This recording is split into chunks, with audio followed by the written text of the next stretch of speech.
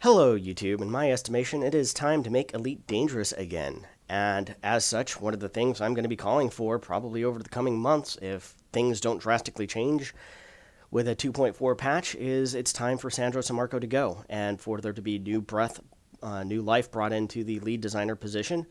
And I'm going to point out my reasons why in this video. First off is going to be repeated design mistakes. In this case, we're talking about the splitting of bounty vouchers between multi-crew, and we have a body of evidence from Wings that show that past the early portion of the game, where you need to wing up with your friends in order to take down bigger ships, once you get into a Vulture, an FDL, a Python, something like that, it becomes detrimental to the amount of currency per hour you can earn. And like it or not, players have been conditioned over the past 10 to 15 years by MMORPGs to derive their gameplay value based a simple equation of how much X can I get per Y unit of time, or Z premium currency if it's one of those type of games. And as a result of that, this is how many people judge the game. Rightly or wrongly, that's how they do it. And that's one of those things that I will be in that camp that argues that this has been detrimental to game design over the past 10 to 15 years, but I'm not going to sit here and pretend like it doesn't happen, and this isn't the reality of the situation. I haven't seen anything really going forth to address that. Okay, finally, Wings will now pay out 100% bounty vouchers to everybody, but yet we're going to repeat the same mistake with bounty vouchers for an elite combat pilot and multi-crew only paying out 50% of what the helmsman gets. If that's the case, very few people are going to engage in multi-crew sessions outside of reasons that they already do for winging up, whether it be PvP or power play.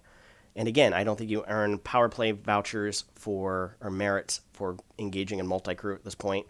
So even doing that for power play activities is not going to happen. And that's one of those things that I'm like, you're repeating the same design mistakes with Wings 2 years later. That's inexcusable. Second of all, the other rationale for this decision was that it preserves the early game content, and there's a lot of people who pointed that out in the comment section of my Multi-Crew's DOA video, and let me tell you something. This is a pretty damning statement from them, because it's basically them admitting that there isn't enough mid to late stage content in the game.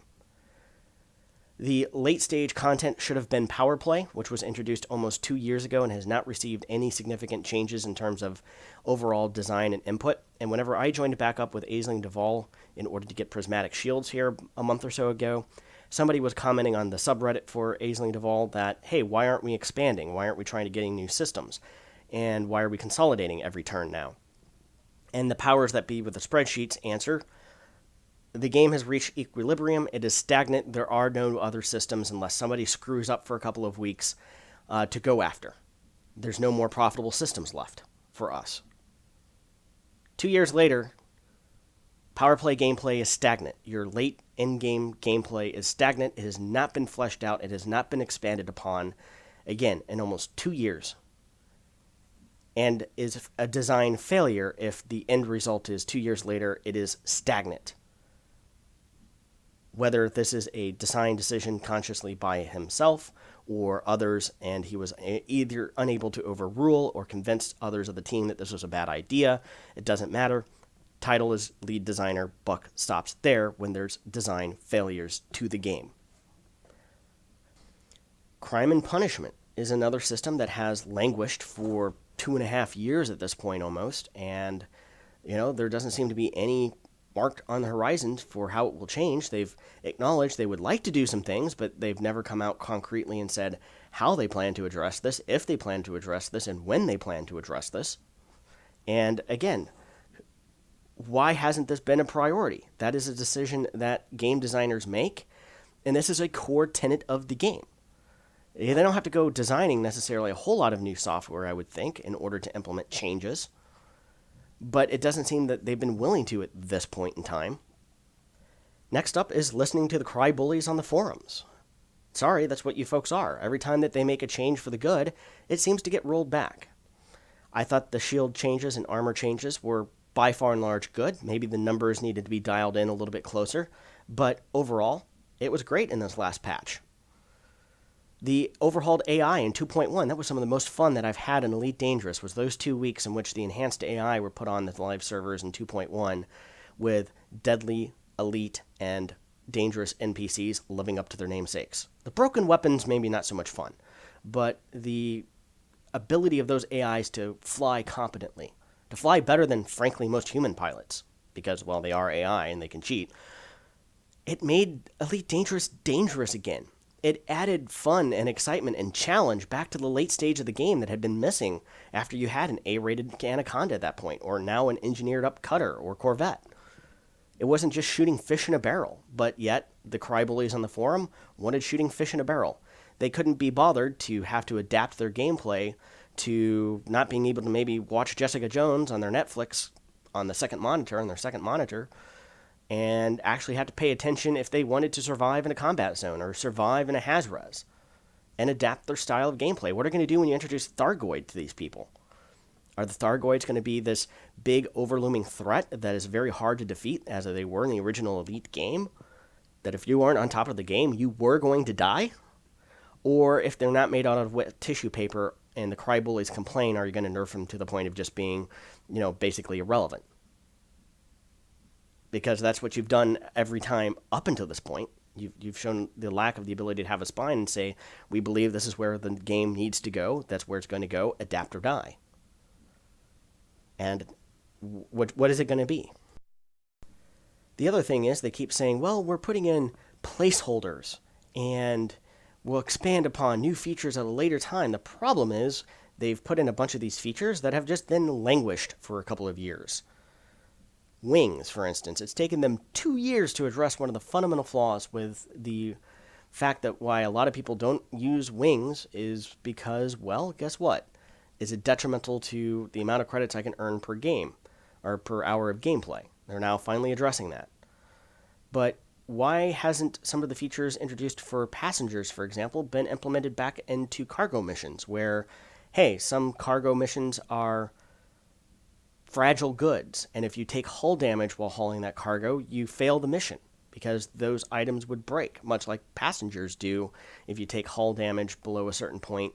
Maybe some fractional payout, because if you take 10% hull damage, you lose 10% of the value of the cargo. Things like that to shake things up about. Why hasn't gameplay for cargo mechanics like that been implemented or expanded upon in 2.5 years at this point almost? 3 years since I started playing in premium beta. Why not? Why haven't these placeholders been expanded upon? CQC.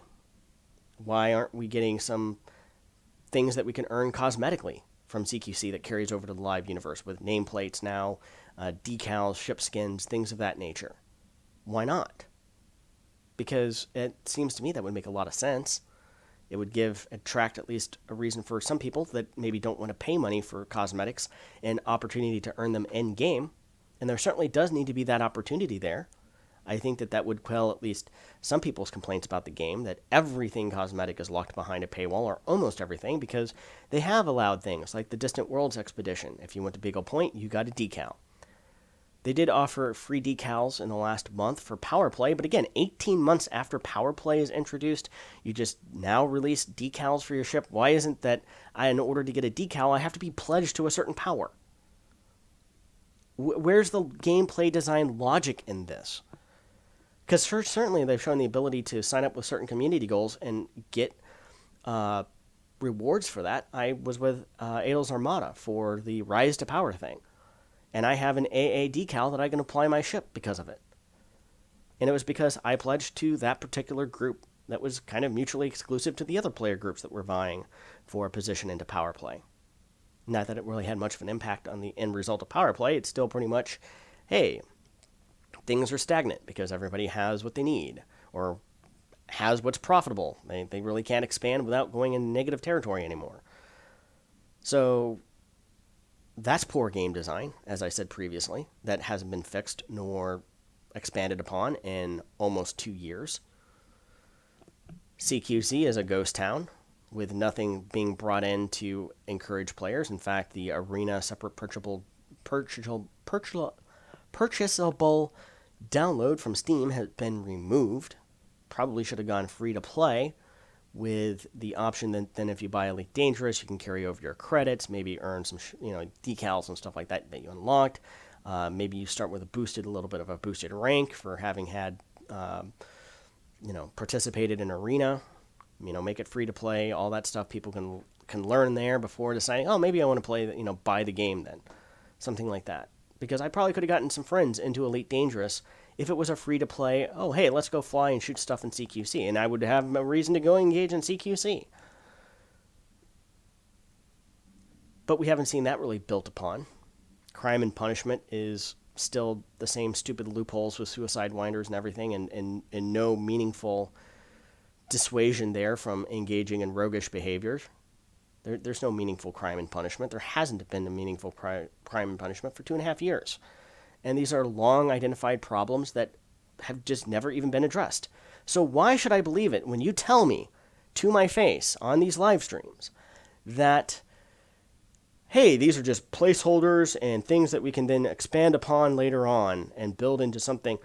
Well, why the fuck haven't you been doing it with what you already got? Because to this point, this just sounds like you're pissing on my leg and telling me it's raining.